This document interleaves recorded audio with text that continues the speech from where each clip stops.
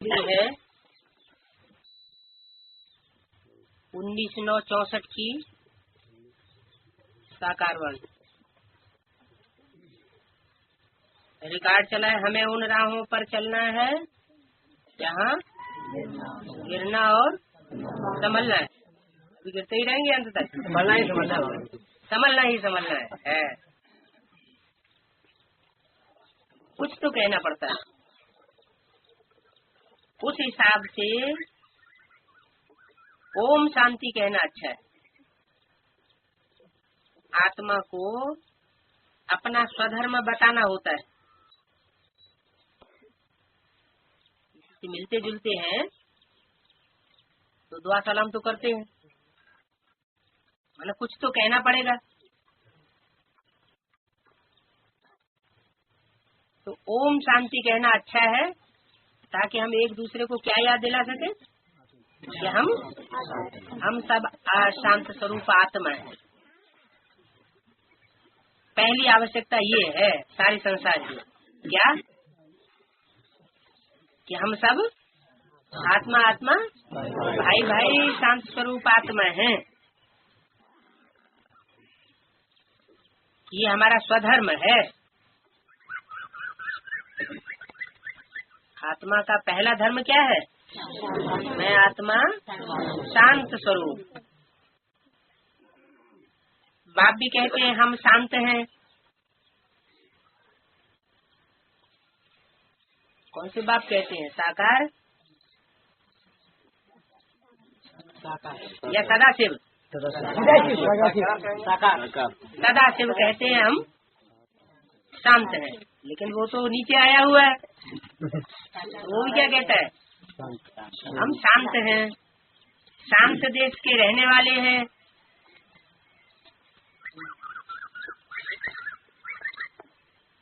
तो क्या हम आत्माएं शांत देश की रहने वाली नहीं है? हम आत्माएं भी शांत देश की रहने वाली है, लेकिन वो स्थिति बनाने की बात है कि कोई भी परिस्थिति आ जाए, कोई भी समस्या आ जाए, लेकिन हम अशांत न हो। तो कहेंगे कि हम कहाँ के वासी हैं? शांति धाम के वासी। तुम आत्माएं अशांत आत्माएं हो।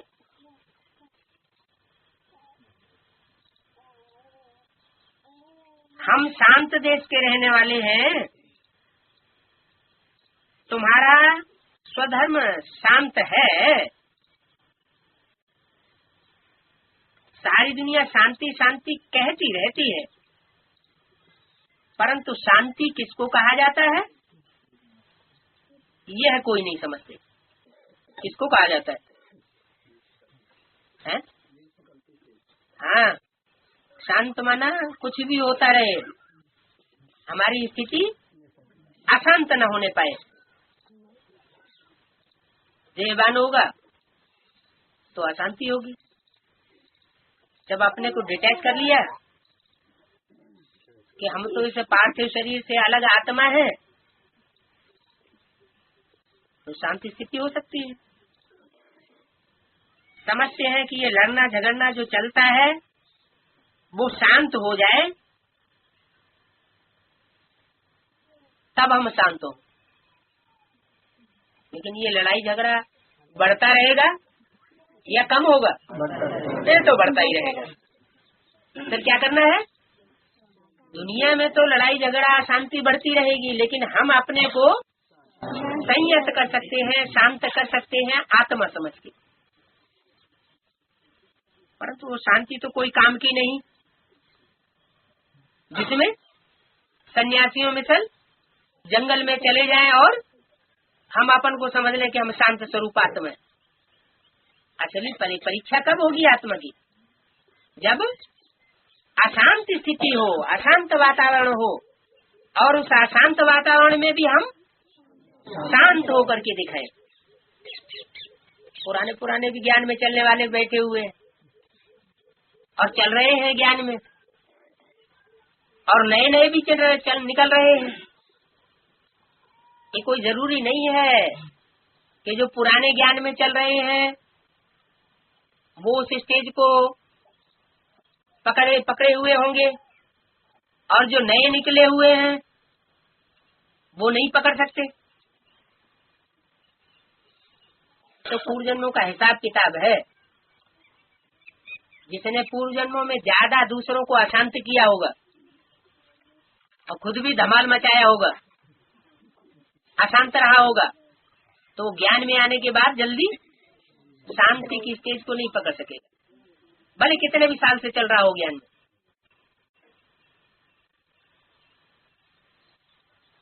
तो समझते हैं कि ये लड़ना झगड़ना जो चलता है वो शांत हो जाए, परंतु शांत वातावरण में शांति समझना, शांत रहना, ये शांति कोई काम की नहीं।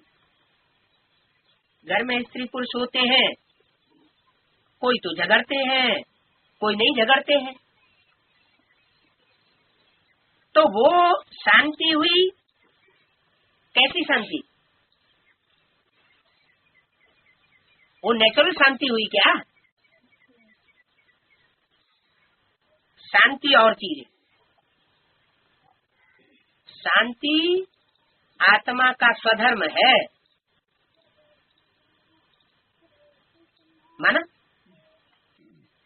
आत्मा अगर अशांत होती है तो अपने धर्म से, अपनी धारणा से नीचे गिर गई। किस आधार पर? कोई न कोई संग का, रंग का आधार बनाया हुआ है, तो संग का रंग लग जाता है, वातावरण से, व्यक्ति से प्रभावित हो जाती है।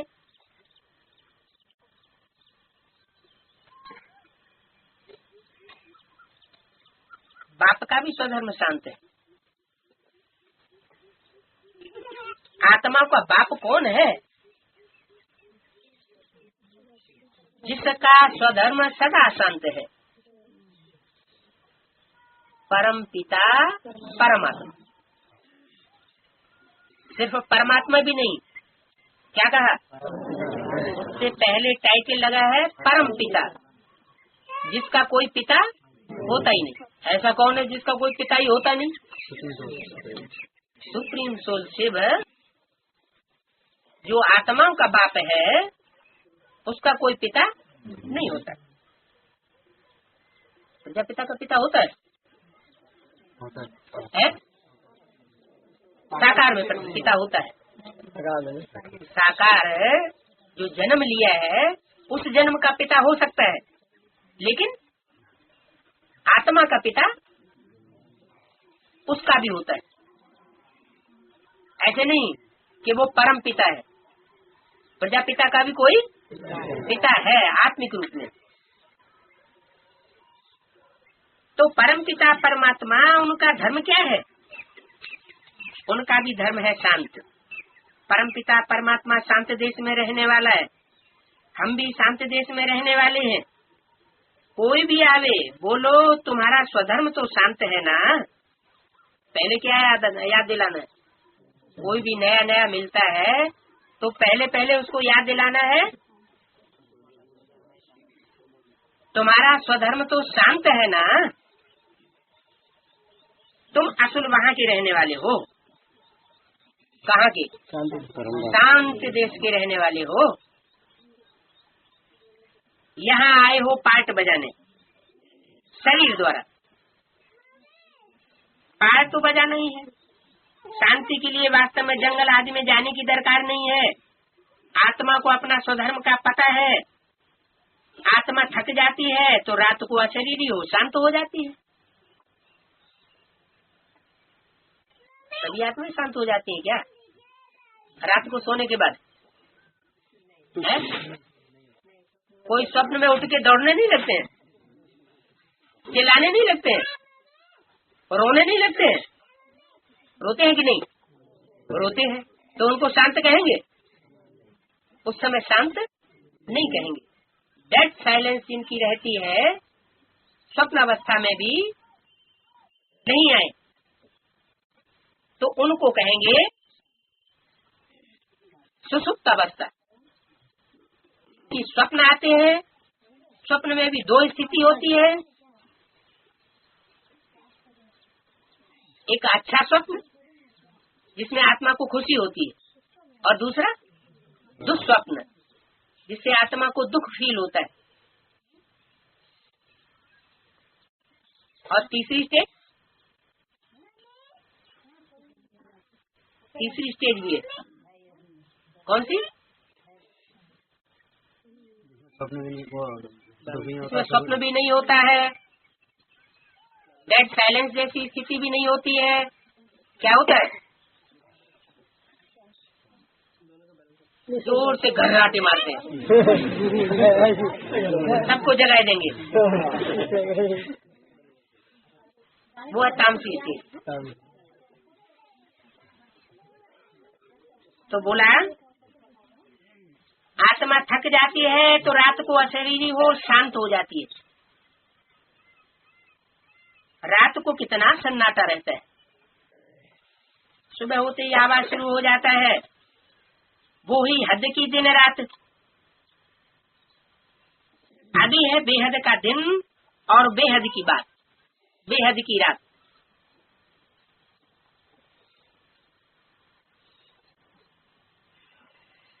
कैसे?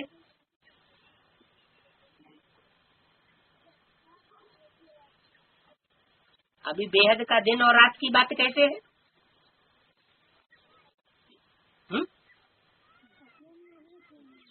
संगम युग चल रहा है, संगम युग में बेहद की रात और दिन की बात कैसे है? हाँ, जब निश्चय है तो बेहद का दिन है, ब्रह्मा का दिन हो गया। हम ब्रह्मा की औलाद अपन को समझते हैं। और जब अनिश्चय हो जाता है तो उल्टे कर्म करने लग पड़ते हैं, श्रीमत के बरखिलाफ चल पड़ते हैं, तो उसको कहेंगे रात हो गई। आत्मा 84 जन्मों का पाठ बजाय थक जाती है, इसलिए कहते हैं वापस शांति धाम जाना है। बाप भी कहते हैं शांति धाम और सुख धाम को याद करो। किसको याद करो? शांति धाम को याद करो और सुख धाम को याद करो। और बाप को याद न करे है? तो 3 को याद करें, या सुखधाम को याद करें, या शांति धाम को याद करें, या 2 को याद करें, या 1 को याद करें? 1 को याद करें, फिर 3 को याद करें। ये क्या बात हुई? एक में तीनों समाये हुए हैं। तीनों में सुखधाम में बाप समाया हुआ है, फिर वही सुखधाम। हाँ, पहले तो हमारी स्टेज बने शांत अवस्था की। शांति का अगर हमने अनुभव न किया और हमारे नजदीक आने वाली आत्माओं ने शांति का अनुभव न किया, हमने निसंकल्पी स्टेज का अनुभव न किया और हमारे वाइब्रेशन के अंदर जो भी आत्माएं आए उन्होंने भी निसंकल्पी स्टेज का अनुभव न किया, तो हमारी संपन्न स्टेज नहीं बन सकती। तो पहली प्राथमिकता है कौन सी प्राप्ति की? कि हम शांत अपने को अनुभव करें। इसलिए कहते हैं अब वापस शांति धाम जाना है। बाप भी कहते हैं शांति धाम और सुख धाम को याद करो। सुख धाम में बैठ थोड़े ही याद किया जाता है क्या? याद कहाँ करना है? शांति धाम में भी बैठ के याद नहीं किया जाता। वो भी संपूर्ण शांति नहीं है कि शांत जगह में बैठ गए फिर याद कर लिया। और सुखधाम में बैठ करके कोई याद करे वो तो वहाँ होता ही नहीं। सुखधाम में किसी को याद करने की दरकार होती नहीं। क्यों? नियम क्या बना है? दुख में सुमिरन सब करे। स्मरण दुख में आता है और सुख में कोई याद नहीं करता। तो याद किया जाता है दुख धाम अशांति धाम में। तो अब बाप कहते हैं बच्चे अब नाटक पूरा हुआ है, तुमको घर चलना है। फिर तुम्हारे लिए शांति भी है और सुख भी है। अशांत रावण कहलाता है। क्या? अशांत, चाहे हम अशांत हैं, चाहे हमारे सामने वाला अशांत है, तो कौन है? रावण। अशांत रावण कहलाता है। बाप कहते हैं बच्चे गिरना है और संभलना है। इस समय की ही बात है। किस समय की? जब तक ये संगम चल रहा है। संगम माना शांत और अशांत का संगम, कलयुग और सतयुग का संगम, दुख और सुख का संगम।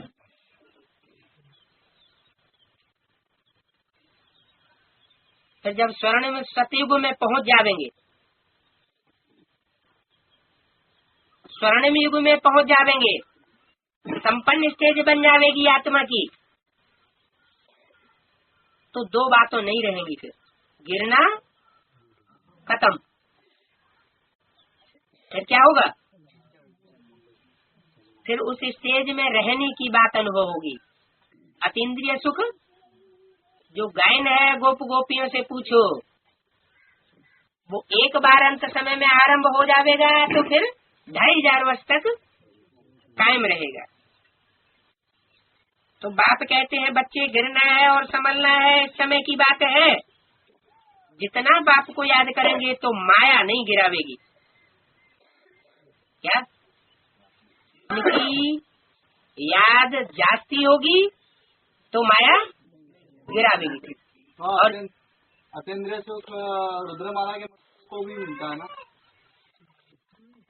इंद्रियों का सुख लेते रहेंगे तो कैसे मिलेगा? है? रुद्रमाला के मणकों को तब ही मिलेगा जब इंद्रियों का सुख लेना बंद करें। ऐसा हो सकता है कि इंद्रियों का भी सुख लेते रहे और इंद्रिय सुख भी अनुभव करते रहे। एक ही बात होगी, दोनों हाथों में लड्डू। इसलिए रुद्रमाला पीछे रह जाती है। रुद्रमाला तैयार तो पहले होती है, लेकिन रुद्रमाला के मणकों को फिर विजय माला में जिन्होंने विजय पाई है काम क्रोध लोभ मोह अहंकार के ऊपर, उन विजय माला के मणकों में ऐड किया जाता है। अच्छा तुम बैठो थोड़ी देर। क्या? किनको कहा जाता है? रुद्रमाला के मणकों। तुम थोड़ी देर बैठो, बाद में तुमको उठाते जाएंगे और फिर ऐड करते जाएंगे। संपूर्ण स्टेज बनने के बाद, संपूर्ण स्टेज बनने के बाद कहीं ऊपर नीचे होता है? फिर तो अतीन्द्रिय सुख ही होगा। इंद्रिय सुख की बात होगी नहीं। तो जितना बाप को याद करेंगे तो माया नहीं गिरावेगी। माया कब तक गिरा रही है? जब तक हम बाप को छोड़ करके कोई दूसरे की व्यभिचारी याद में डूबते रहते हैं, तब तक माया गिराती है। जब हमारी याद अभिविचारी हो जाएगी, एक से प्रीति लग जाएगी, फिर माया गिराना बंद करेगी। तो माया कल्याणकारी हुई या कल्याणकारी हुई? कल्याणकारी है ना। नफरत तो नहीं आती, नफरत नहीं आती। बाबा की याद भूले तो माया कोई न कोई प्रकार से गिरा देगी। संभालने और खड़े होने की बात है। कदम कदम पर संभलना है। क्या? जो भी काम हम काम करने के लिए कदम उठाएं, उसमें हमें ध्यान रखना है। क्या करना है? संभलने का ध्यान रखना है। कोई तो ऐसे भी है बूचड़ी, क्या सोचते हैं कि जितना गिरेंगे उतना चढ़ेंगे। कहाँ गिरेंगे? संगम युग में गिरेंगे। अगर संगम युग में गिरते रहेंगे तो फिर उठेंगे कब? तो संभलने और खड़े होने की बात है। कदम कदम पर संभलना है। खुद पंडा है बाबा। क्या? कहाँ ले जाने वाला पंडा है? शांति धाम और सुख धाम ले जाने वाला है बाबा के बाप परम पिता। सुख धाम ले जाने वाला नहीं है। कौन है? बाबा। बाबा किसे कहा जाता है? साकार और निराकार के मेल को बाबा कहा जाता है। तो पंडा है बाबा, तो तुम्हारा नाम ही रखा है पांडव। जैसे ब्रह्मा की औलाद एक मात्रा बढ़ गई ब्राह्मण, विष्णु की औलाद वैष्णव, शिव की औलाद शैव, एक मात्रा बढ़ गई ना बच्चे के अर्थ में। तो ऐसे ही पंडा के बच्चे पांडव, तुम्हारा नाम रखा है पांडव। तो पांडवों का भी काम क्या हुआ, खुद भी यात्रा करें और दूसरों को भी अनुभव कराएं कि शरीर में रहते हुए भी हम कैसे शांत रह सकते हैं और सुख का भी अनुभव कर सकते हैं। तुम पंडों की सेना है क्या? किसकी सेना है? पंडों की सेना है, फिर नाम पांडव रख दिया है। हो तुम पंडे, बाप भी कहते हैं मैं पंडा हूँ, तुम लोगों को वापस सच्ची यात्रा पर ले जाने आया हूँ। शांति धाम का पंडा एक बनता है, वह उनके बच्चे बनते हैं।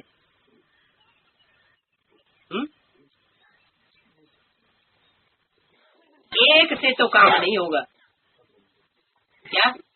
अकेला चना भार नहीं छोड़ सकता। कितनी बड़ी सेना है, सभी का रुख है शांति धाम की तरफ।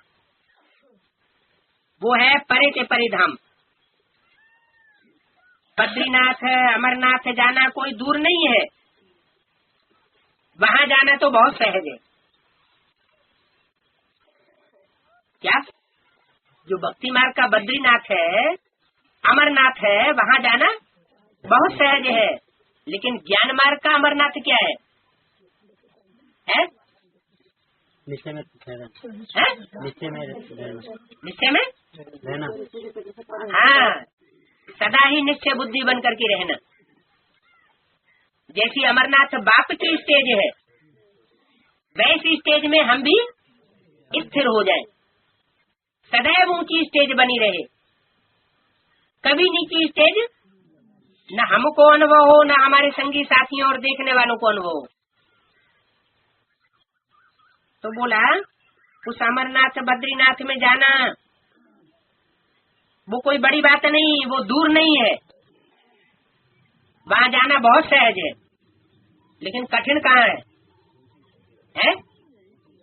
बाप समान स्टेज बनाना ये कठिन बात। कठिन राजयोग है या सहज राजयोग है? तो सहज राजयोग। लेकिन अंतर कब पड़ता है?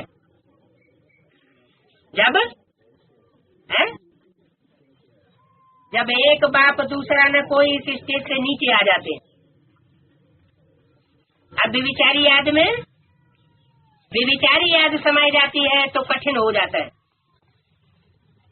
अगर अब विविचारी स्टेज बनी रहे तो कैसा रहेगा रास्ता? सहज रास्ता रहेगा। अच्छा बताओ, मूल वतन सूक्ष्म वतन जाना सहज है या बद्रीनाथ अमरनाथ जाना सहज है? मूल वतन जाना सहज है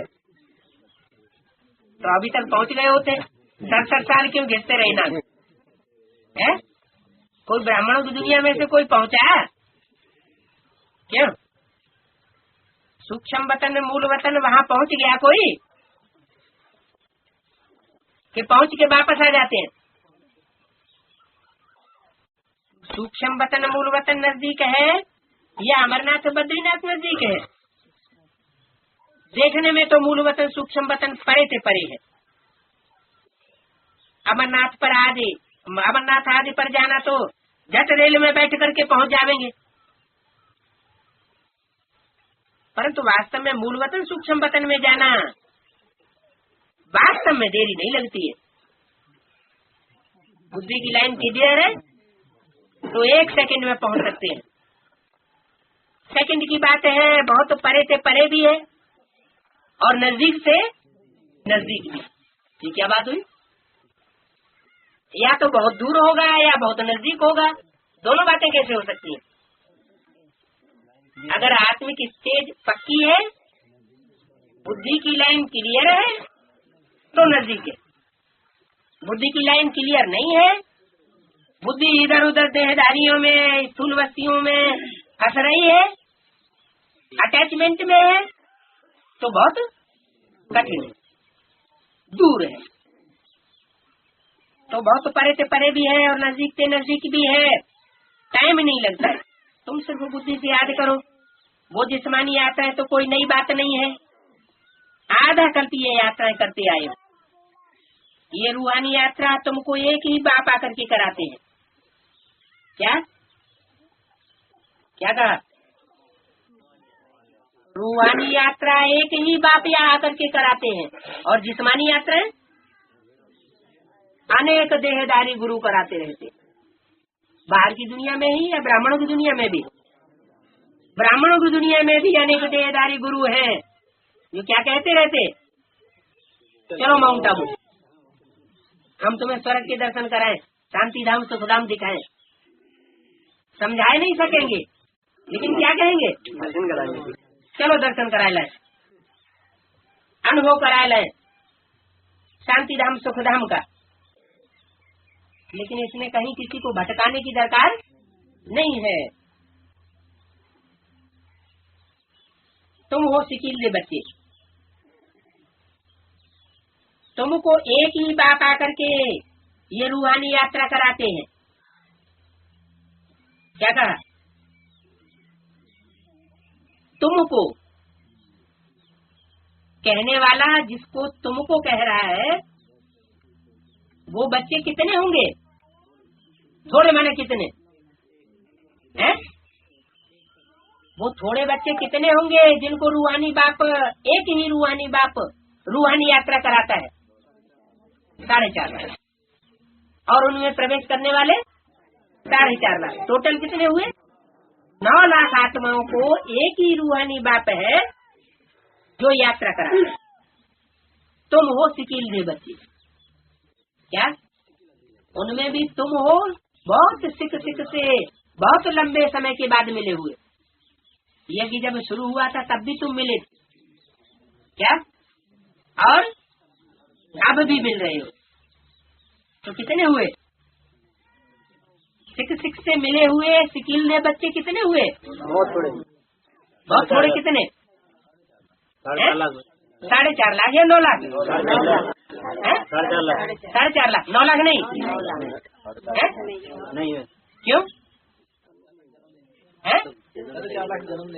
4.5 लाख जन्म लेंगे तब मिलेंगे, और तुम साकार में अभी मिलते हो। तुम हो सिकील दे बच्चे, तुमको तो रास्ता बताना है। तुम मंदिरों में जाकर समझाओ। क्या तुम्हारा काम है? गिरजाघर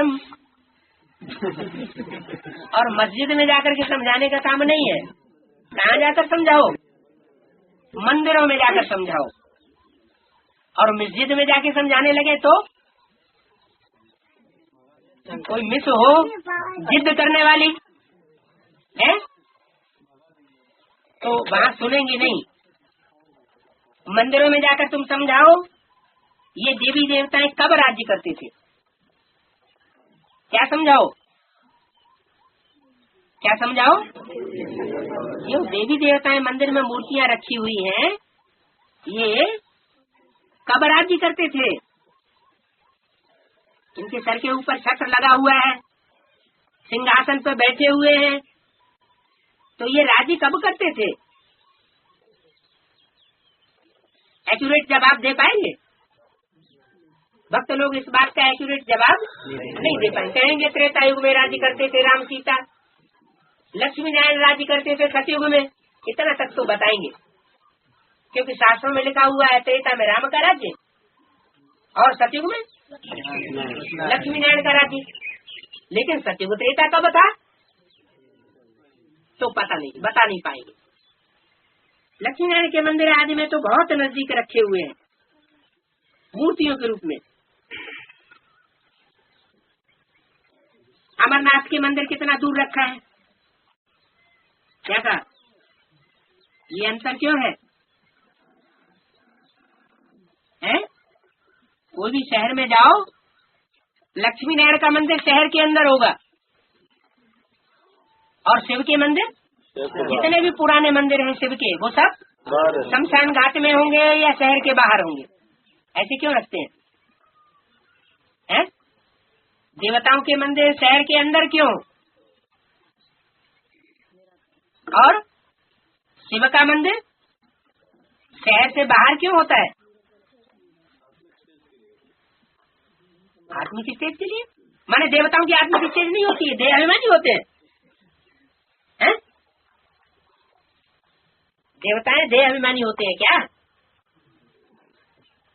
देवताएं देह अभिमानी तो नहीं होते। फिर सही बात बताओ। हाँ, देवताओं की उतनी ऊंची स्टेज नहीं होती जितनी रुद्र बाप और रुद्र बाप के जो रुद्रगण हैं उनकी जो ऊंची स्टेज बनती है, वो देवताओं की ऊंची स्टेज नहीं बनती। माना वो कब होते हैं और वो कब होते हैं? देवताएं तब होते हैं जब सतयुग की उतरती कला शुरू हो जाती है, और जो रुद्रगण है वो संगम युग में होते हैं। जो एक्यूरेट सतयुग है उसमें रुद्रगण नहीं होते। तो बोला लक्ष्मी नारायण के मंदिर आदि बहुत नजदीक रखे हैं, अमरनाथ का मंदिर कितना दूर रखा हुआ है। क्यों? ना उनकी स्टेज नहीं बताई, दूर रखा हुआ है। अमरनाथ का मंदिर दूर रखा हुआ है। माना 37 से ये यज्ञ शुरू हुआ, उस समय से पुरुषार्थ शुरू हो रहा है। उस समय नहीं कहेंगे अमरनाथ की स्टेज किसी की बनी। अमरनाथ जैसी ऊंची स्टेज बनाने के लिए कितना लंबा टाइम चाहिए है? ब्रह्मा विष्णु शंकर 3 देवताओं में अमरनाथ की स्टेज वाला देवता कौन सा? शंकर। उसका कार्यकाल भी तो कोई होगा ना, कि तीनों देवता इकट्ठा कार्य करते हैं? अलग अलग टाइम है, अलग अलग उनका पुरुषार्थ है। तो अमरनाथ तक पहुंचने में टाइम बहुत लगता है, दूर रखा हुआ है। शिव के मंदिर नजदीक भी रखे हैं और दूर भी रखे। पुराने जितने मंदिर हैं वो सब दूर है। ढेर मंदिर बनाए हैं, समझाया गया है वो ही पतित पावन बाप है नंबर 1। क्या? वो ही पतित पावन बाप है नंबर 1। बाकी औरों के मंदिर बनाने से क्या फायदा? औरों माना राम सीता का मंदिर बना दिया, लक्ष्मी नारायण का मंदिर बना दिया, तो उनका मंदिर बनाने से फायदा नहीं है। क्यों? क्योंकि जो हम ऊंची की ऊंची स्टेज वाला है उसको अगर याद करेंगे तो प्राप्ति कैसी होगी? ऊंचे से ऊंची प्राप्ति होगी। इसलिए गीता में लिखा हुआ है भूतों की पूजा करने वाले भूत योनि में जाते हैं। क्या? जितने भी तांत्रिक हैं वो तो कौन बनते हैं? भूत प्रेत बनते रहते हैं।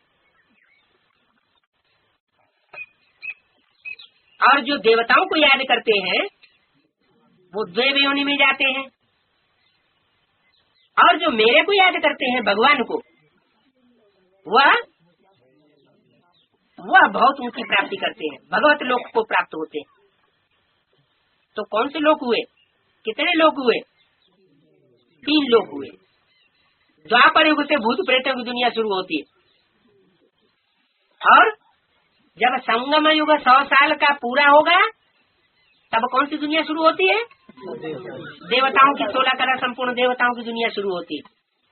और उससे पहले है 2036 से पहले, और जब शंकर की स्टेज संपन्न होती है, संसार में प्रत्यक्षता हो जाती है, निराकारी स्टेज, तब से लेकर के 2036 तक वो है अमरनाथ की स्टेज। अमरनाथ के कैसे बच्चे? अमर बच्चे, निश्चय बुद्धि विजय दी। बाकी औरों का मंदिर बनाने से कोई फायदा नहीं। क्यों? क्योंकि औरों का मंदिर बनाते रहेंगे, औरों को याद करते रहेंगे, तो अवस्था कैसी होती रहेगी? ऊंची नीची होती रहेगी। और जो सदा ही शिव है, जिसकी सदैव ही ऊंची स्टेज होती है, उसको याद करेंगे तो हमारी भी स्टेज जल्दी ऊंची हो जाएगी। तो औरों के मंदिर बनाने से क्या फायदा? वो कोई सुख तो देते नहीं है। खुद नीचे गिरते हैं तो हमको नीचे गिराए देते हैं। माने देवताएं भी सदा आत्माभिमानी नहीं रहते। असुरों की तो, भूत प्रेतों की तो बात ही छोड़ दो, तो देवताओं को भी फॉलो नहीं करना है। किसको फॉलो करना है? एक बाप को। तुम पुजारी कोई सुख के लिए नहीं बनते हो क्या? तुम पुजारी किसके लिए बनते हो? हैं? सुख शांति के लिए बनते। तुम पुजारी बनते हो एक शिव की प्राप्ति के लिए।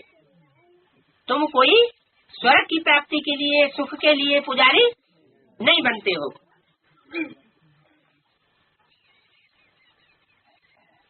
पूजा करते करते बहुत थक गए हो, अब फिर बाप आया है पुजारी से पूज्य बनाने। खुद तो पुजारी नहीं बनते हैं। कौन? बाप न पूज्य बनता है और न पुजारी बनता है। अगर बाप पूज्य बन जाए तो क्या नुकसान हो जाएगा? पुजारी बनना पड़ेगा। हाँ तो ठीक है, पुजारी बन जाएगा, हर जगह है। नहीं, हमको क्या नुकसान हो जाएगा अगर वो पूज्य और पुजारी दोनों बने? हमारे को कौन पूज्य बनाएगा?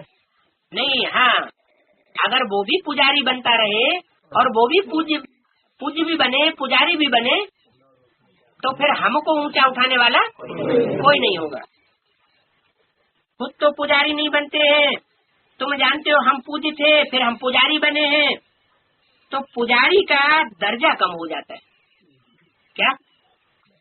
जो देवताएं पूज्य भी बनते हैं, पुजारी भी बनते हैं, उनका दर्जा कम हो जाता है।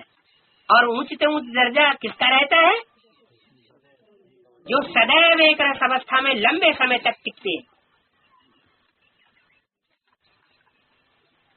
1964 की मुरली का दूसरा पेज। पूज्य ऊंचे है। क्या? पूज्य ऊंचे हैं, लेकिन क्या नहीं है? ऊंच से ऊंच नहीं है। बाप पूज्य बनाते हैं। क्या?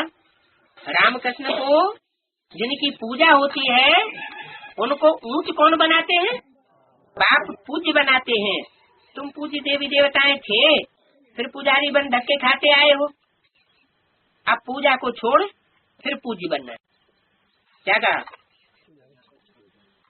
क्या डायरेक्शन मिला? पूजा को छोड़ पूज्य बनना है। अब पूजा को छोड़ दो। हाँ। किसकी पूजा छोड़ दे? देदारियों की। जो पूज्य बनते हैं फिर पुजारी बनते हैं, उनकी पूजा छोड़ दो। अगर उनकी भी पूजा करते रहेंगे तो क्या करेंगे? संग के रंग से फिर नीचे गिरा देंगे। तो अब पूजा को छोड़ फिर पूज्य बनो। क्या कहा? पूजा को छोड़ो। जिनकी भक्ति छूटी नहीं है वो पूज्य नहीं बन सकते। भक्ति छूटी नहीं है तो शरीर छोड़ना पड़ेगा, और जब शरीर ही छूट जाएगा तो जो लक्ष्य है वो प्राप्त नहीं होगा। हाँ, पूज्य बनने में माया के बहुत विघ्न पड़ते हैं। अबलाओं पर कितने अत्याचार होते हैं, और यात्राओं पर जाने से अथवा मंदिरों में सत्संग में जाने से कोई रोकता नहीं है। क्या कहा? इस ईश्वरीय ज्ञान की पहचान क्या है? ईश्वर से तो जो ज्ञान दिया जाता है और देवात्माएं जो ज्ञान देती है, उसमें अंतर क्या बताया? कि ईश्वर का जो सच्चा ज्ञान है वहाँ जाने से रोका जाता है, विघ्न डाले जाते हैं, लेकिन औरों के ज्ञान में जाने से रोका नहीं जाता। यहाँ पुजारी से पूज्य बनने में माया कितना हैरान करती है। घड़ी घड़ी गिर पड़ते हैं, बहुत करके गिरते हैं काम के खड्डे में। बाप कहते हैं अभी मूत पलिती मत बनो। क्या? अभी उल्टा ज्ञान न उठाओगे, जितना नीचे गिरेंगे उतना ऊंच चढ़ेंगे। अब अगर नीचे गिरेंगे तो एक बार माफ, 2 बार माफ, हमेशा माफी थोड़ा ही करते रहेंगे, फिर तो सजाएं शुरू हो जाएंगी। और जितनी सजाएं खाएंगे उतना पद कम हो जाएगा। बाप कहते हैं मूत पलीती मत बनो। इस मूत पलीती बनने से संभलना है। क्या? कैसे संभलना है? मूत पलीती बनने से। कहेंगे हम का मूत पलीती बनते, हम तो विकार में ही तो जाते हैं, है? विकार में जाने में और मूत पलीती बनने में कोई अंतर है या नहीं है? एक ही बात है।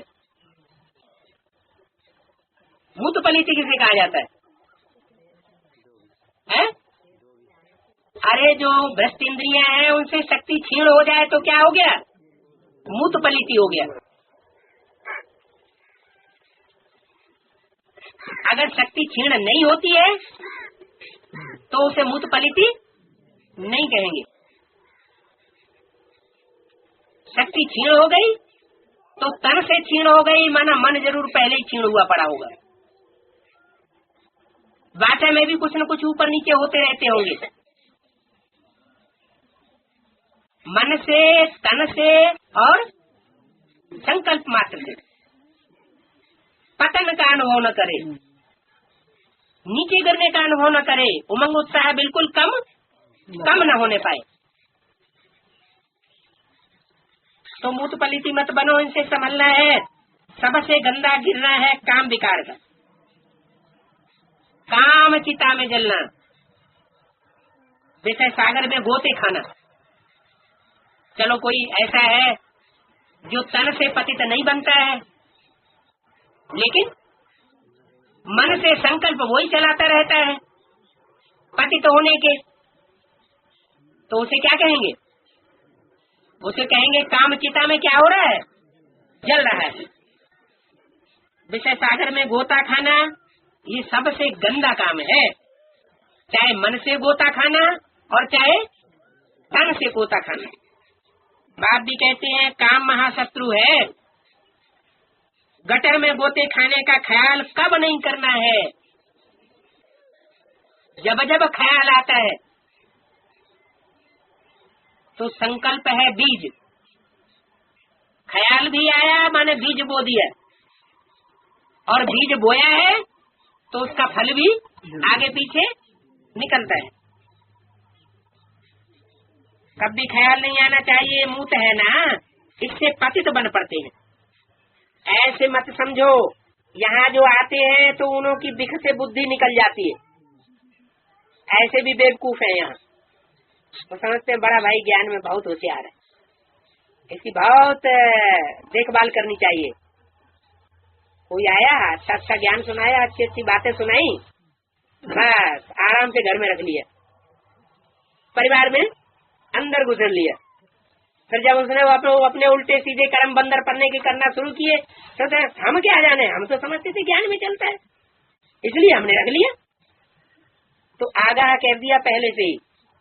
क्या आगाह कर दिया है? ऐसे मत समझो, यहाँ जो आते हैं तो उन्हों की बिख से बुद्धि निकल जाती है। कोई क्लास में कितना ही रेगुलर हो, लेकिन ये विश्वास कभी नहीं करना है कि उसकी दिख से बुद्धि निकल गई होगी। एक दो को देखते हैं तो अंदर तूफान चलता है गंदे बनने के लिए। वो अंदर की बात है, कोई बाहर से तो देखने में नहीं आती है। उस समय बाप कहते हैं कब गंदा नहीं बनना, कोई का पीछा नहीं करना है। क्या गंदा बनने के लिए कोई का पीछा नहीं करना है। एक दो में प्रेम किया, खलास। क्या एक दो से लगाव लगाया और फिर गिरने से कोई बचाए नहीं सकता। कब गटर में गिरने का पुरुषार्थ मत करो। बाप इस बात से बचाते रहते हैं। बातें तो बहुत है, खुद भी लिखते हैं बाबा माया ने हमको गटर में गिरा दिया। बाप कहेंगे मुआ काला मुंह कर लिया। गटर में गिरा माना मुआ, मुआ माना मर गया। गटर में गिर गया माने एक बार तो अनिश्चय आ गया ना, अनिश्चय आया तो नीचे गिर गया। बाप कहेंगे मुआ काला मुंह कर दिया, तो गिराना, गिरना और संभलना। गिरने की कितनी चटाबटी है।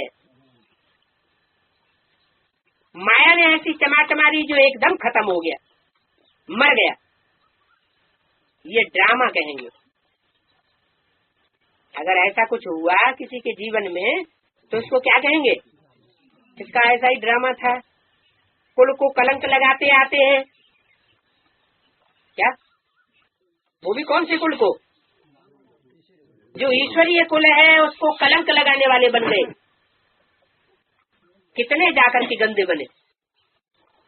गंदा माया बनाती है। आधा कल्प दुख देने वाली माया है, बाप नहीं है। क्या कहा? आधा कल्प दुख देने वाली माया है, बाप नहीं। मुफ्त में दोष धर देते हैं। क्या धर देते हैं दोष? ईश्वर ही सुख देता है, ईश्वर ही दुख देता है। ईश्वर को बाप नहीं समझते। परम पिता कब किसको दुख कैसे देंगे? क्या ये जो अंदर से संकल्प चलता है, इसने हमको नीचे गिराया। किसने? आखिर किसी के संकल्प चलता होगा तभी तो बोला।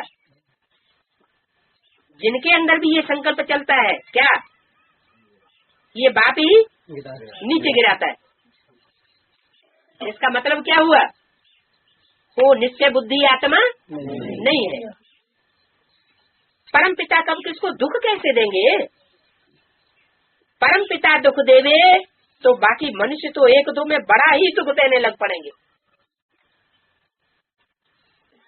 जो ऊंचे से ऊंचे है वो ऊंचे से ऊंचे काम करेगा, तब तो संसार में ऊंचे से ऊंचे गाया जाएगा।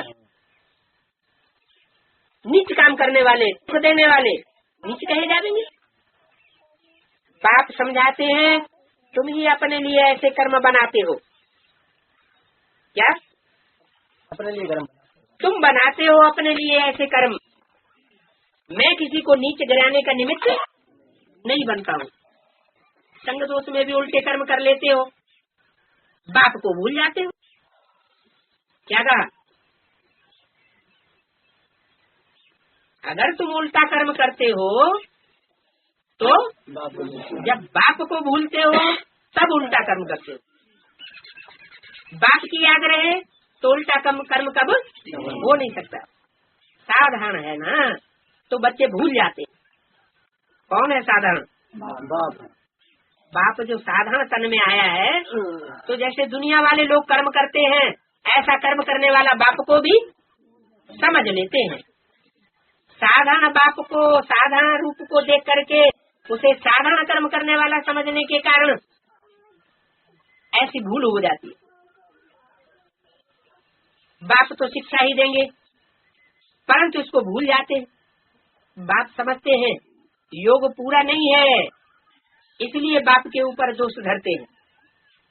ऐसे मत समझो, भाषण करने वाले हैं, पंडित की कथा है। क्या कथा है?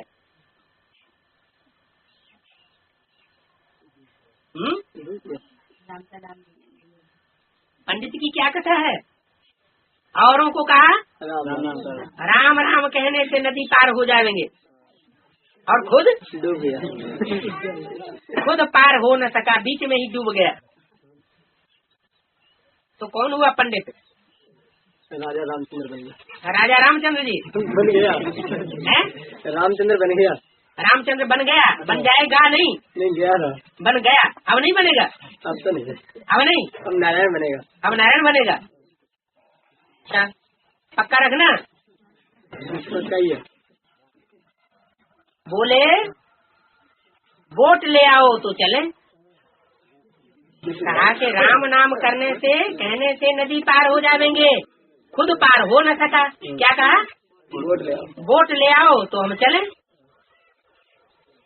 जो खुद कहता था वो कर न सका। सिर्फ कथन ही नहीं, क्या करनी में भी होना चाहिए। कथनी, करनी, रहनी, रहन सहन सब में पास होना पड़ता है। इतनी ज्ञान का कोई बहुत अच्छा अच्छा सुनाता रहे और प्रैक्टिकल में फेल होता रहे तो उसको कोई मानेगा नहीं। इसलिए बाप को मत भूलो। बाबा भूल बनाते हैं। माया अच्छे अच्छे महारथियों को भी नाक से पकड़ लेती है। क्या? हाथ से क्यों नहीं पकड़ती है? माया हाथ से क्यों नहीं पकड़ती, नाक से क्यों पकड़ती है? हाँ, जो खुद भिखारी होता है वो दूसरों को पहले उस नजर से ज्यादा देखता है। जो दूसरों को भी उस नजर से देखता है, सबको उसी नजर से देखता है, भगवान को भी उसी नजर से देखने लग पड़ता है। जो ईश्वरीय पार्ट है उसको भी कानी आंख से देखने लग पड़ता है। तो बाप कहते हैं कि माया उसको नाक से पकड़ करके इनको खूब भटकाओ।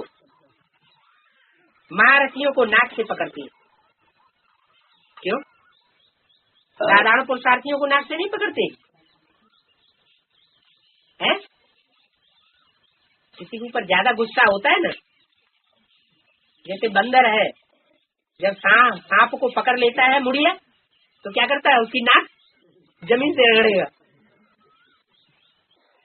तो किसी के ऊपर ज्यादा गुस्सा आता है तो उसे नाक से रगड़ाया जाता है। तो महारथियों को नाक से पकड़ लेती है और उनको पता ही नहीं पड़ता है, किनको? महारथियों को, कि हम कोई भूल करते हैं। बाप कहते हैं कोई भी भूल करो तो क्या करो, हैं? हाँ, पोता मेल झट लिखो और बाप से आकर माफी मांगो। I am sorry. समझो, शिव बाबा कहते हैं ये तुम्हारी भूल है। अच्छा बाबा, हम स्वीकार करते हैं, हमको क्षमा करो। ये भी अच्छे अच्छे बच्चों में फजीलत नहीं रहती है, क्या कि कोई भूल हो जाए तो बाबा से आकर माफी ले ले। हमने इतनी कड़ी भूल की है, माफी तो मांगे, ये भी फजीलत नहीं रहती। अच्छे अच्छे बच्चों में वो भी फजीलत है ही नहीं। अपने को बहुत मियां मिट्ठू समझते हैं, पाप करते रहते हैं तो क्षमा तो लेनी चाहिए, नहीं तो इनकी वृद्धि होती रहेगी। बाप के साथ बुद्धि को बड़ा अच्छा चाहिए। भले भाषण तो बहुत अच्छा अच्छा करते हैं, परंतु संपूर्ण तो कोई नहीं बना। क्या कोई अच्छा अच्छा भाषण करे तो कभी विश्वास नहीं कर लेना चाहिए कि ये संपन्न बन गया होगा। क्या क्या देखना है, क्या परखना है? कथनी के साथ करने और रहन सहन भी देखना है। बाप के साथ बुद्धि को बड़ा अच्छा चाहिए, भले भाषण बहुत अच्छा करते हैं, परंतु संपूर्ण कोई नहीं बना है। अंत तक गिरते और संभालते रहेंगे। क्या अंत सबका एक साथ होगा या अलग अलग होगा? अलग अलग होगा। फाइनल पेपर सबका एक साथ नहीं होगा। फाइनल होगा है? नहीं होगा। नंबर एक के बाद एक होगा, नंबर 1 सेकंड का पेपर नहीं होगा, 1 सेकंड का पेपर होगा, एक ही क्वेश्चन का पेपर होगा। तो बोला अंत तक गिरते और संभलते रहेंगे। बाबा से भूल होती है, कहते हैं बाबा हमसे भूल हो गई, आप हमको क्षमा करो। कौन से बाबा से भूल होती है और किससे क्षमा मांगते हैं? शिव बाबा से भूल होती है। हाँ, बाबा से भूल होती है, माना ब्रह्मा बाबा से भूल होती है, कहते हैं बाबा हमसे भूल हो गई। किससे कहते हैं? शिव बाबा से कहते हैं बाबा हमसे भूल हो गई, आप क्षमा करना। किससे कहते हैं? शिव बाबा। शिव बाबा उनके सामने होता है क्या? या होता था, या होता है, या होगा? है? होता है, होगा। कैसे? जोर से बोलो। आने वाले कोई कहता है संकल्पों से होगा, है? अभी तो वर्तमान समय संकल्पों का खेल है। प्रैक्टिकल में बाप नहीं, ब्रह्मा बाबा नहीं होगा जो साकार बाबा से माफी मांगे। वो तो गलती करेगा नहीं, तो संपूर्ण ब्रह्मा है। वो संपूर्ण ब्रह्मा है, वो गलती करेगा नहीं। संपूर्ण ब्रह्मा एक होता है या 4 होते हैं? तभी तो होते हैं? हाँ, तो जो दादा लेखराज ब्रह्मा है, जिस समय मुरली चल रही थी उसकी बात हो रही है ना। वो दादा लेखराज ब्रह्मा कोई भूल करते हैं तो उनका मिसाल दिया कि बाबा से कहते हैं बाबा हमको क्षमा करो। वो तो उस समय की बात हुई, यज्ञ के आदि की हुई हो। लेकिन अब कैसे ये बात लागू होगी? है? हाँ, ब्रह्मा बाबा की सोल कोई में तो प्रवेश करके बड़ी माँ का पार्ट बजाती होगी ना। तो जिसमें भी प्रवेश करके बड़ी माँ का पार्ट बजा करके संसार में जगदम्बा के रूप में पूज्य होती है, तो पूज्य पहले बनेगी या पहले क्षमा मांगती है? पहले क्षमा मांगे कि हमसे ये भूल हो गई। तो बाबा से भूल होती है तो कहते हैं बाबा हमसे भूल हो गई, आप हमको क्षमा करना। रहमदिल क्षमा करो। कौन रहमदिल? बाबा ने भूल की, बाबा से क्षमा मांगी, तो भूल वो रहमदिल कौन हुआ? है? जो शिव बाबा है वो रहमदिल है, क्षमा का सागर है। रहमदिल क्षमा करो। भक्ति मार्ग में सारा दिन क्षमा क्षमा करते रहते हैं। ये भी शूटिंग कहाँ की है? संगम की। कैसे? संगम युग में भी बार बार गलतियाँ करते रहते हैं भगत लोग। तुम सब भक्तियाँ हो, तुम सब सीताएं हो, तो सीताओं और भक्तियों में कोई अव्वल नंबर भी होगा कि नहीं होगा? है? बार बार भूले करेगा, बार बार क्षमा मांगे। भक्ति मार्ग में सारा दिन क्षमा क्षमा करते रहते। बाप को कहते हैं क्षमा करो, धर्मराज द्वारा फिर डंडा नहीं खिलाना हमको। क्या? इसलिए खबरदारी बहुत चाहिए। ऐसे मत समझो हम 16 कला संपूर्ण बन गए हैं। क्या? ऐसे नहीं समझो। कोई कोई ऐसे भी होते हैं, क्या अहंकार आ जाता है कि हम तो संपूर्ण देवता बन गए। नहीं, बहुत बच्चे लिखते हैं बाबा अशुद्ध स्वप्न आते हैं। क्या? जब तक अशुद्ध स्वप्न आते हैं तब तक क्या साबित होता है कि आत्मा संपन्न नहीं बनी है, अशुद्ध संकल्प में रमण करती है। जैसे स्वप्न होंगे वैसे ही संकल्प जरूर आवेंगे।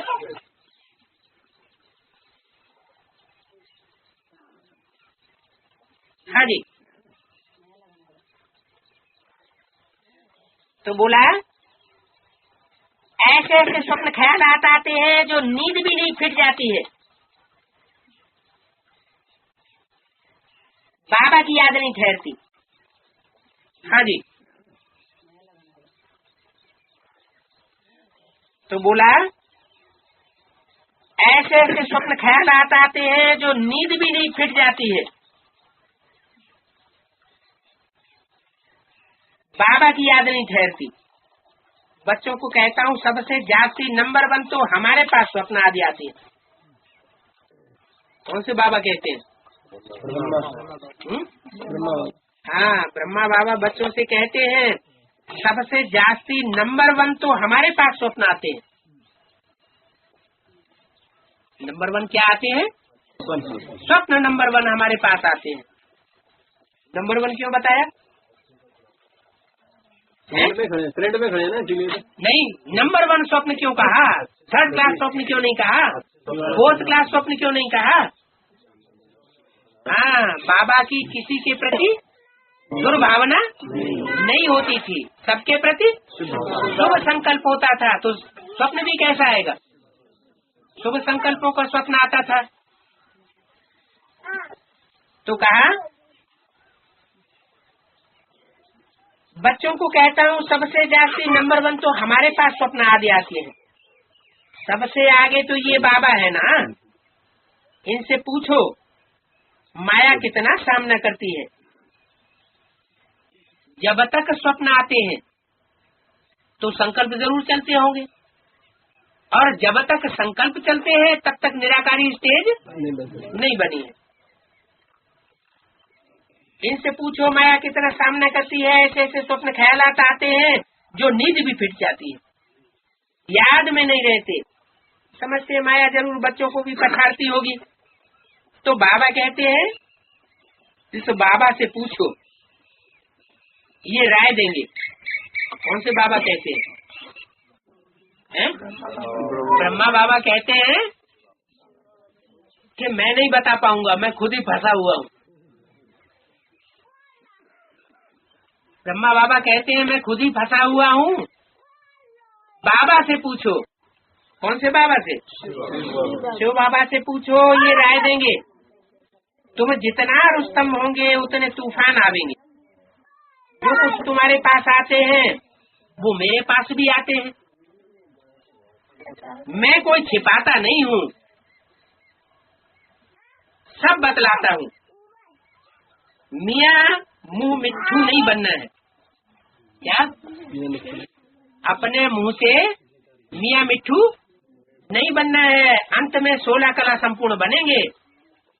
अभी कोई भी 16 कला संपूर्ण नहीं बन सकता। अभी तो बहुत ग्रहण लगा हुआ है। किसको? आत्मा को। जो भी आत्माएं हैं, आत्मा मात्र, उन सबको बहुत ग्रहण लगा हुआ है। तुम्हारी वो अवस्था आनी है, अभी आई नहीं है। 1964 की मुरली का तीसरा पीक। यहाँ बैठे बैठे उड़ते रहेंगे। क्या कहा? कैसी अवस्था बन जाएगी? बैठे बैठे उड़ जाएंगे। यहाँ बैठे बैठे उड़ते रहेंगे, ऊंची स्टेज का अनुभव करते रहेंगे। आत्मा को खींच होती है, क्योंकि आधा कल्प के थके हुए हैं, तो आतर वेला होती है जल्दी जाऊं। शांति धाम पहुंचने के लिए, शांति की स्टेज में अनुभव करने के लिए ये आतर वाला वेला होती है कि मैं आत्मा शांति स्टेज का अनुभव करूं। फिर दुखी होते हैं तो कहते हैं नाक हमने ज्ञान छोड़ा। परंतु लायक भी बनना पड़े। कोई तो यहाँ ही घूमने फिरने जेवर आदि पहनने में खुश हो जाते हैं, फिर बहुत दुखी होते हैं। तो कहते हैं कि हमने नाक ये ज्ञान को छोड़ दिया। अच्छा, फिर हिम्मत करो, कुछ सीखो। अपकार करने वालों पर भी उपकार करना है, परंतु ऐसे नहीं कि और ही माथा खराब करने लग पड़े। क्या? ऐसा उपकार नहीं करना है अपकार करने वालों पर, जो और ही माथा खराब करने लग पड़े। माया गिराती है, बाप उठाते हैं। मंजिल है ऊंची, और ये है सारी बुद्धियों की यात्रा। पुरुषार्थ टाइम लेता है, लक्ष्य तो बहुत सहज है। 1 सेकंड में तुम जीवन मुक्ति के अधिकारी बन जाते हो। क्या कहा है? अधिकारी बन जाते हो, जीवन मुक्त नहीं बन जाते हो। क्या बन जाते हो? जीवन मुक्ति के अधिकारी बन जाते हो। जैसे राजाओं के घर में युवराज पैदा होता है तो पैदा होते ही राजाई का अधिकारी बन जाता है, लेकिन राज्यधारी या राजा नहीं बन जाता है। उसके लिए क्या करना पड़े? उसे लायक बनना पड़े। तो बोला 1 सेकंड में तुम जीवन मुक्ति के अधिकारी बन जाते हो। एक बार बाबा कहा फिर भूलते क्यों हो? निश्चय है बाबा से स्वर्ग का वर्षा लेते हैं, फिर गिरते क्यों हो? याद कर समझते क्यों नहीं हो? अच्छे अच्छे बच्चे भूल जाते हैं, उनसे और ही डिसर्विस होती रहती है। सर्विस भी गुप्त है, दुनिया को क्या पता किसमें कोई भी भूत प्रवेश होगा, अशुद्ध सोल का प्रवेश है तो भी नुकसान कर देते। माया भी सोल प्रवेश कर लेती है, ऐसे भी ध्यान में जाने वाले हैं। क्या ज्ञान दीजार वालों से बहुत बच के रहना है। कोई में सोल आती है तो पहचानेंगे कैसे? हाँ, उल्टी सुल्टी माना 2 तरह की बातें करेगी। अभी एक बात करेगी, अभी अभी उससे विपरीत दूसरी बात करने लग पड़ेगी। भले ज्ञान है परंतु परिपूर्ण कोई नहीं है। कोई न कोई खामी रहती है तो डर रखना चाहिए। हमको बाबा की श्रीमत पर चलना है। अगर श्रीमत पर न चल कोई भ्रष्ट काम कर लिया तो पद भी भ्रष्ट हो जाएगा और सजाएं भी बहुत खानी पड़ेंगी। कर्मों का फल यहाँ ही बड़ा कड़ा भोगना पड़ेगा। इसलिए कर्मातीत अवस्था का पुरुषार्थ करना है। बाबा के साथ बड़ा सच्चा रहना है। क्या क्या कहा? बाबा के साथ सच्चा रहना और दुनिया के साथ झूठा रहे तो चलेगा? दुनिया के साथ दुनिया की तरह चले, दोनों तरफ तोड़ने वाली, ऐसा हो सकता है? बाबा के साथ बड़ा सच्चा रहना है, मैंने इशारा दे दिया। दुनिया वालों के साथ भले तुम उल्टे सुल्टे धंधे करते रहो, झूठ बोलते रहो, लेकिन बाबा के सामने आकर सच्चाई में फर्क नहीं आना चाहिए। सबका शिव बाबा से कनेक्शन है, सेंटर्स सब शिव बाबा के हैं। क्या भले अभी कोई अपना मान करके बैठ जाए, लेकिन लास्ट में क्या होगा? हाँ, सब सेंटर शिव बाबा के हैं। तुम्हारा सेंटर फिर कहाँ से आया जो तुम अपना मान के बैठ गए? तुम शिव बाबा के हो। ईश्वरीय विश्वविद्यालय बाप का है ना, मेरा ये सेंटर है। अगर ये ख्याल आया तो समझो ज्ञान में से मर गया।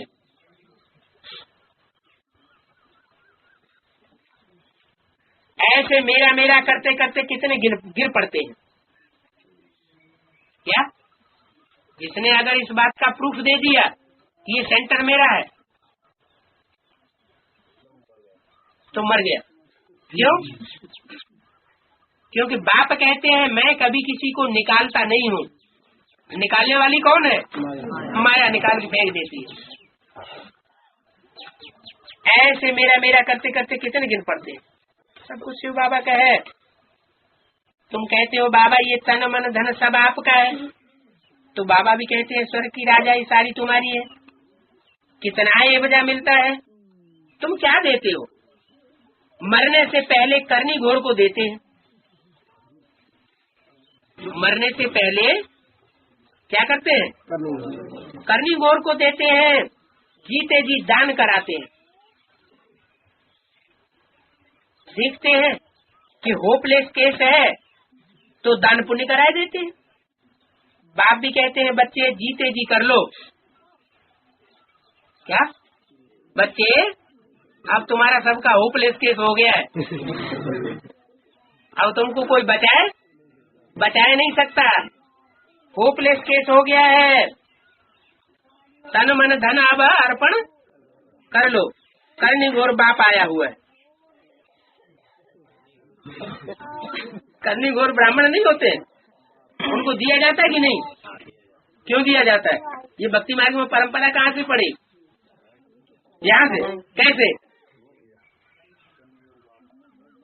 है? अरे बाप क्या बन करके आया हुआ है? करनी घोर ब्राह्मण, अघोर अघोरी कर्म करने वाला बाप आया हुआ है। अभी तो बाप कभी गलत कर्म नहीं करते हैं, है? बाप तो कल्याणकारी है, कल्याण का ही काम करते हैं। अभी करनी घोर कहाँ से हो गया है? करनी घोर भी बन करके आता है तो किस लिए आता है? बच्चों के कल्याण के लिए। बाप भी कहते हैं बच्चे जीते जी कर लो, ये पुराना तन है, तुम आत्मा मेरी हो। ये शरीर पाठ बजाते बजाते अब पुराना हो गया है, अब फिर मेरे बनो तो तुम्हारी आत्मा और शरीर दोनों शुद्ध बनेंगे। क्या कहा है? तन से और मन से और तन के द्वारा कमाए हुए धन से अगर तुम मेरे बन जाओगे 100%, तो उसका रिजल्ट क्या होगा? है? तुम्हारा शरीर भी यही इसी जीवन में शुद्ध हो जाएगा, अपवित्र शरीर पवित्र बन जाएगा, दोनों इकट्ठे साफ हो जाते हैं। इससे क्या साबित हुआ? आत्मा रूपी जो मन बुद्धि है वो भी यही इसी जन्म में पवित्र बननी है, और शरीर भी रिजुविनेट होना है, कंचन काया इसी जन्म में बनाना है। जो इसी जन्म में शरीर को और मन रूपी आत्मा को दोनों को संपन्न बनाएंगे उनको कहेंगे पक्का ब्रह्म। देवताओं से भी ऊंची स्टेज। तो दोनों इकट्ठे साफ होते हैं, तन और मन। आत्मा जो अपवित्र बनी है उनको शुद्ध बनाना है, मेरे साथ योग लगाने से ही बनेंगे। योग रखेंगे तो चढ़ती कला होगी, मेरे साथ योग नहीं रखेंगे तो गिरती कला हो जाएगी। सर्विस का शौक चाहिए, पूछना नहीं है बाबा हम सर्विस पर जावे, है? पूछते हैं ना बाबा हम सर्विस पर जावे? बाबा कहते हैं दान करने के लिए और सर्विस करने के लिए पूछ पूछ कर नहीं किया जाता। बाबा समझते हैं इनको शौक नहीं है। मनसा वाचा कर्मणा कोई न कोई सर्विस में लग जाना चाहिए। क्या कोई सर्विस पड़ी हुई है? सामने सर्विस पड़ी हुई है, कचरा पड़ा हुआ है तो पूछते हैं बाबा ये हम कचरा साफ कर दें?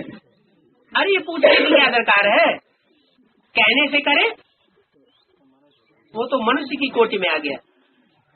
जो बिना कहे करे वो देवता, और कहने से भी न करे तो राक्षस।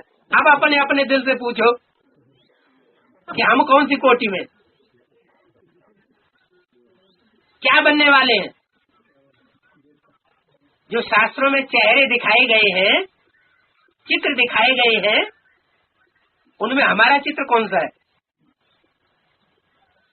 पूछना नहीं है, सर्विस पर जावे। बाबा समझते हैं इनको शौक नहीं है। मनसा वाचा करना कोई न कोई सर्विस में लग जाना चाहिए तो उसका अजूरा जरूर मिलेगा। आप ही जो करे सो देवता, कहने से करे सो मनुष्य, और कहने से भी न करे तो उनको भूख बसर कहा जाता है। जितना सर्विस करेंगे उतना फल मिलता है, तो आप ही करो ना। कोई भी बात में राय पूछनी है तो शिव बाबा कह रहा ब्रह्मा लिख करके पूछो। क्या माना? ब्रह्मा बाबा से भी न पूछो। क्या ब्रह्मा बाबा से भी पूछेंगे तो वो भी मनुष्य मत दे सकते हैं। क्या करो?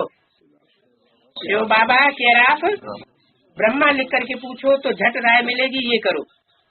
शिव बाबा आए झट राय देंगे।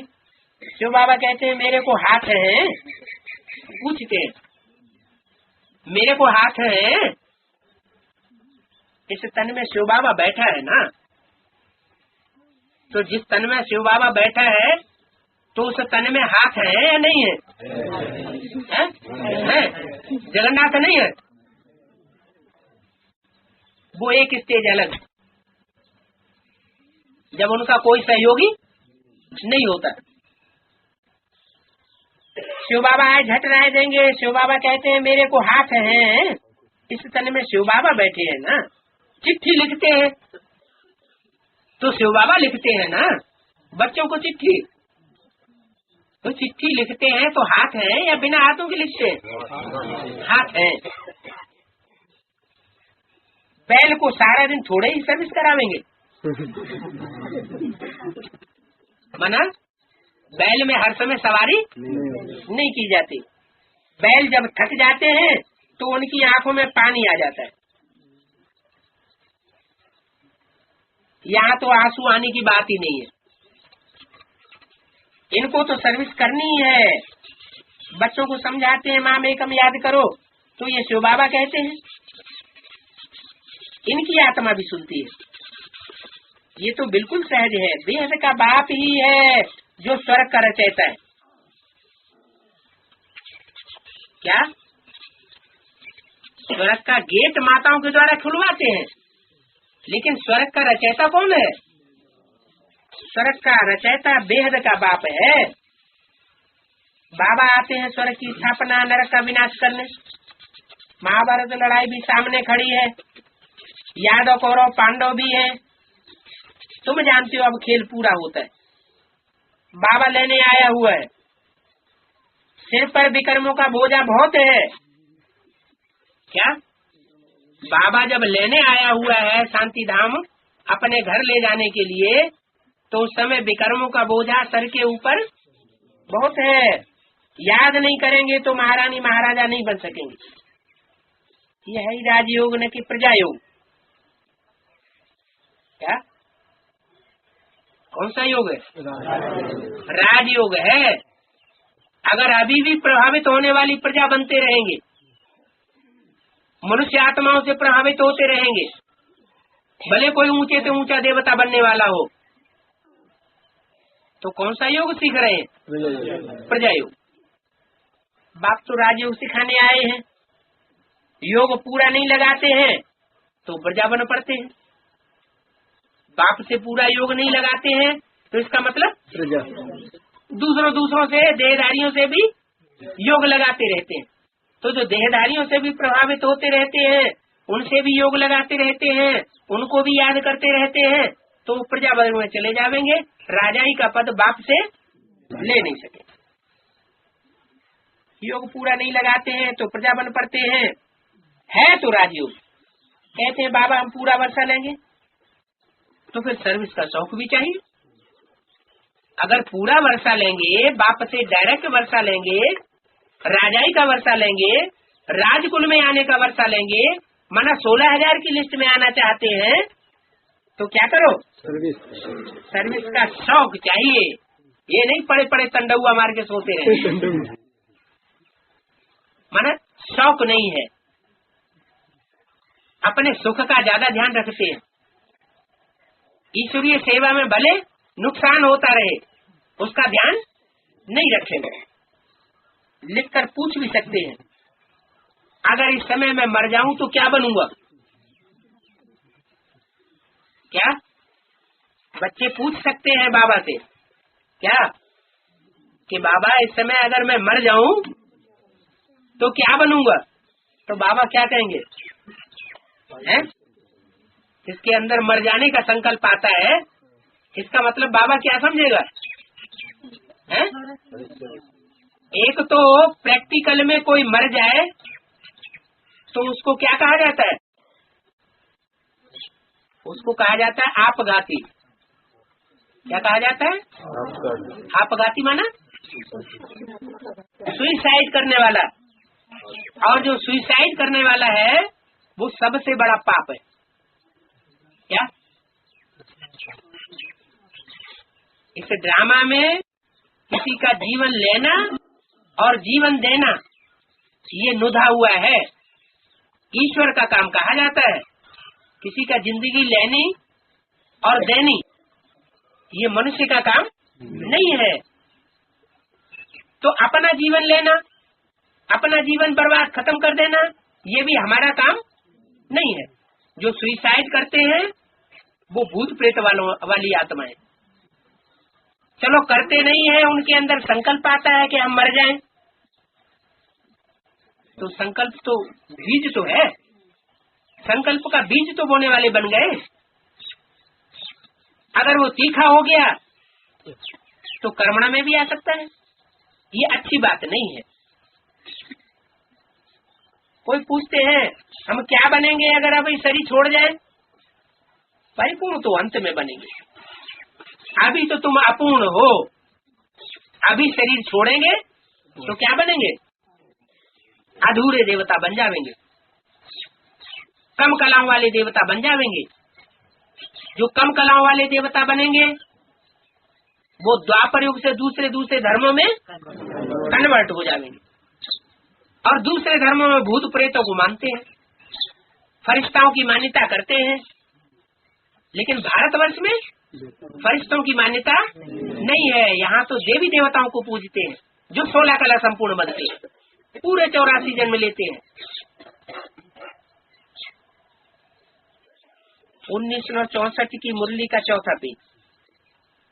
अभी तुम अपूर्ण हो, अपनी अवस्था जांच करनी है। हम कितना बाबा की सर्विस पर हैं, कितना आज्ञाकारी और वफादार हैं, कितना तड़पता हूँ कि कोई को जाकर जिए दान दूं।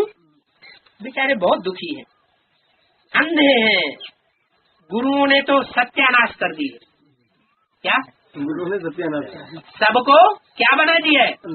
सबको अंधा बना दिया है। अगर गुरु मर गया तो फिर जो गुरु गद्दी पर बैठेगा उनको गुरु कर लेते हैं। ब्राह्मणों की दुनिया में भी क्या करते हैं, एक ब्रह्मा गुरु मर गया तो किसको गुरु बना दिया? दीदी दादियों को गुरु बना देते हैं। और अगर ऐसा एडवांस पार्टी में भी होने लगे तो क्या कहेंगे? हो सकता है कि नहीं? नहीं हो सकता, बिल्कुल नहीं। एडवांस पार्टी में नहीं हो सकता। ऐसी बीज रूप आत्माएं यहाँ नहीं होंगी जो देहधारियों को गुरु बनाएंगी, है?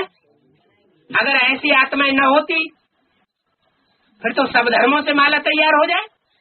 फिर सूर्यवंशी चंद्रवंशियों की माला क्यों बनती है? माला किसकी बनती है? सूर्यवंशियों और चंद्रवंशियों की माला बनती है जो पूजी जाती है। तो बोला गुरुओं ने तो सत्यानाश कर दी है, चाहे वो गुरु बाहर की दुनिया के हो, चाहे वो गुरु ब्राह्मणों की आधारमूर्त दुनिया के हो, और चाहे वो एडवांस पार्टी के गुरु हो जो बाप से बुद्धियों को तोड़वाते हैं और अपनी पूजा करवाते हैं, तो वो सत्यानाशी गुरु है। अगर गुरु मर गया तो फिर जो गुरु गद्दी पे बैठेगा उसको गुरु कर लेते हैं। जैसे आधारमूर्त ब्राह्मणों की बेसिक दुनिया में हुआ, ब्रह्मा मर गया तो किसको गुरु बना के बैठा दिया? कुमार का दादी को। बस वो जैसे कहेंगी वैसे ही करेंगे। फिर मुरली चाहे कुछ कहती रहे, मुरली की बात मुरली उठा के अलग रख दो, हमें नहीं मानना। दीदी दादियां जो कहेंगे हम वो मानेंगे, दादा जैसे चलाएंगे हम वैसे कहेंगे, नहीं तो हम मानने वाले नहीं। तो इसका मतलब गुरुओं ने सत्यानाश पूरा कर दिया। तो जो गुरु गद्दी पे बैठेगा उनको गुरु कर लेते हैं। ये तो एक ही सतगुरु है। क्या है? सुंदर मेला कर दिया जब सतगुरु मिला दलाल। तो दलाल साकार में होगा या निराकार होगा?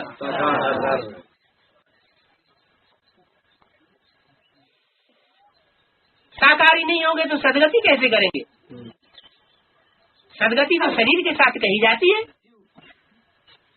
निराकार आत्मा की सदगति थोड़ी कही जाती। तो बोला शांति धाम सुख धाम ले जाने आए हैं। ये तो जगत का बाप है, जगत का टीचर है, जगत का गुरु एक ही है। तुम जानते हो बाप आया है तो बाप से पूरा वर्षा लो। देह अभिमान अच्छा नहीं है। देही अभिमानी बन बाप को याद करो, फिर तुम्हारी निरोगी काया बन जाएगी।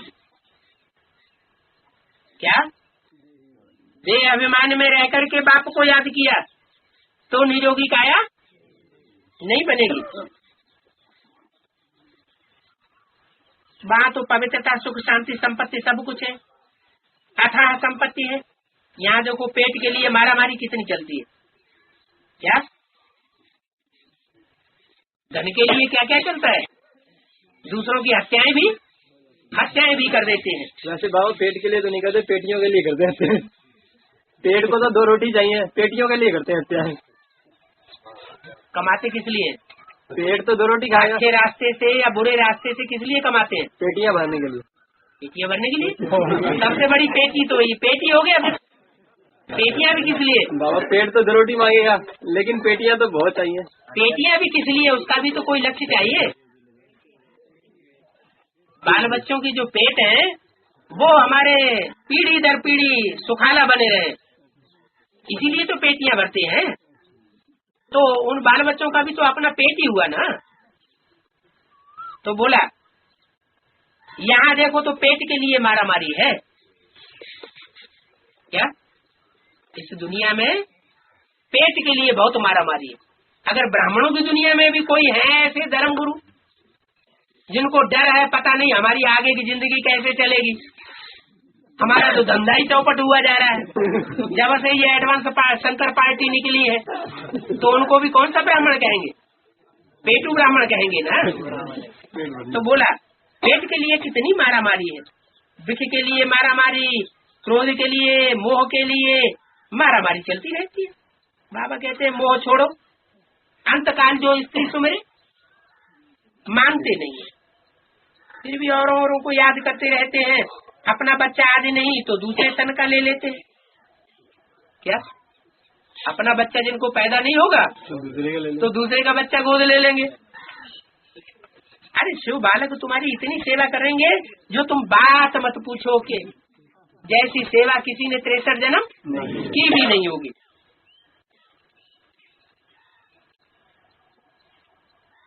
21 जन्म के लिए वरदान देते हैं, बाप भी वर देते हैं। ये समझने की बात है। माताओं के लिए तो बड़ी अच्छी सीजन है। क्या काहे की सीजन है बड़ी अच्छी गोद लेने की। माताओं को सर्विस में लग जाना चाहिए। स्थूल गोद लेने की बड़ी अच्छी सीजन है या बेहद में गोद लेने की बड़ी अच्छी सीजन है? कोई फिर गोद में लेके बैठ जाएंगे। माताओं को सर्विस में लग जाना चाहिए। जैसे सर्विस मैं करूंगी मुझे देखा और करने लग पड़ेगी। शक्ति सेना अगर शंख न बजावे तो क्या काम की? क्या शक्ति सेना शंख न बजाए तो क्या काम? ग्राहकों को पुरुष उनके सामने ले आते हैं कि शिकार करो। पांडवों का काम क्या है? शिकार को पकड़ लाए और शक्तियों के सामने डाल दे कि तुम पकाओ। तुम जब पका दोगे तो खाने के लिए हम आ जाए। ब्राह्मण लोग भी जिज्ञासुओं को काली माता पास ले जाते हैं। ये सभी काली माता शक्ति सेना है। काली के बच्चे काली बलि लेने वाले हो। कितने मीठे मीठे बच्चे हो, 5000 वर्ष बाद मिले हो, याद में रहने से लायक बनेंगे। बाप तो कहते मैं आया हूँ तुमको महारानी बनाने, फिर तुमको जो चाहिए तो बनो, महारानी बनो।